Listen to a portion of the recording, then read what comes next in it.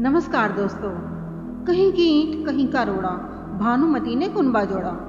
इस कहावत में प्रयोग किया गया नाम भानुमति महाभारत में दुर्योधन की जबरदस्ती बनाई गई पत्नी भानुमति के लिए हुआ है, जिसे दुर्योधन ने कर्ण के दम पर अपनी पत्नी बनाया था और बाद में अजीब परिस्थितियों के चलते भानुमति और दुर्योधन की पुत्री का विवाह कृष्ण के पुत्र से हुआ था। इस प्रकार भानुमति के बेमेल तरीके से बने परिवार के लिए भानुमति का कुनबा शब्द का प्रयोग किया जाता है।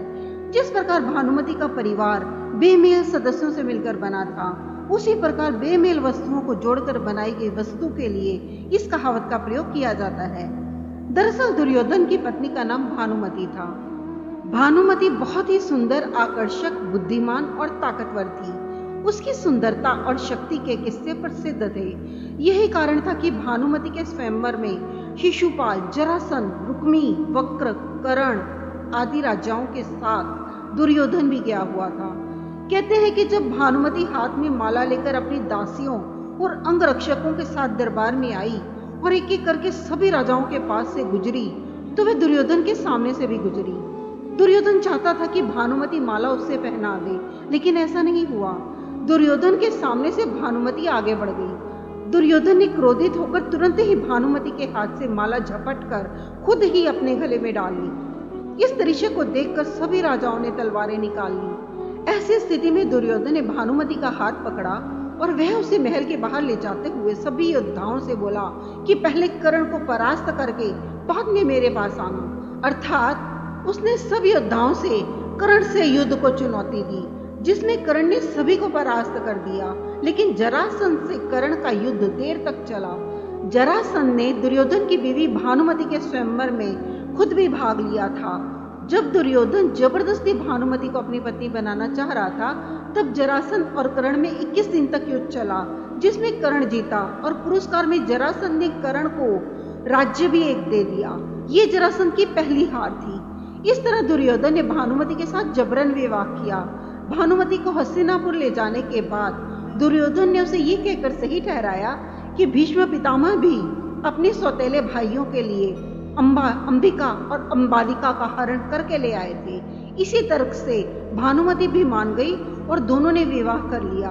दोनों के 2 संतान हुई। एक पुत्र लक्ष्मण था, जिसे अभिमन्यु ने युद्ध में मार दिया था, और पुत्री लक्ष्मणा, जिसका विवाह कृष्ण के जामवंती से जन्मे पुत्र सांब से हुआ था। दूसरी ओर अभिमन्यु की पत्नी वत्सला बलराम की बेटी थी। बलराम चाहते थे कि वत्सला की शादी दुर्योधन के बेटे लक्ष्मण से हो। वत्सला और अभिमन्यु एक दूसरे से प्यार करते थे। अभिमन्यु ने वत्सला को पाने के लिए घटोत्कच की मदद ली। घटोत्कच ने लक्ष्मण को इतना डराया कि उसने कसम खा ली कि वह पूरी जिंदगी शादी नहीं करेगा। इसी कारण ये कहावत बनी, अपने दम पर नहीं कर्ण के दम पर किया भानुमति का हरण। दूसरा, भानुमति की बेटी लक्ष्मणा को कृष्ण पुत्र सांब भगा ले गया था। तीसरा, पुत्र लक्ष्मण की इच्छा पूरी नहीं हुई और वह अभिमन्यु के हाथों युद्ध में वीर गति को प्राप्त हुआ। इस तरह की विसमृतियों के कारण ये कहावत चरितार्थ होती है। कहते हैं कि भानुमति का कर्ण के साथ अच्छा संबंध हो चला था। दोनों एक दूसरे के साथ मित्र की तरह रहते थे।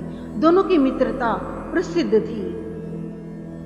महाभारत की पौराणिक कथा के अनुसार जब महाभारत युद्ध के दौरान वीर अर्जुन के हाथों कर्ण और भीम के हाथों दुर्योधन मारा गया और युधिष्ठिर को सम्राट बनाया गया, तब भानुमति ने कौरवों और पांडवों के बीच पारिवारिक संबंधों की नई गाथा लिखने हेतु वीर अर्जुन से विवाह संबंध बनाने के फैसले को स्वीकार कर लिया था। इस प्रकार भानुमति के दुर्योधन, कर्ण और वीर अर्जुन से अनोखे संबंध हो गए थे।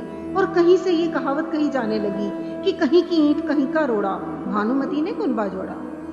दोस्तों, कैसी लगी आपको आज की महाभारत की ये कथा, ये प्रसंग? अगर आपको ये पसंद आया हो तो इसे लाइक कीजिए, शेयर कीजिए और चैनल को सब्सक्राइब भी कर दें। नमस्कार।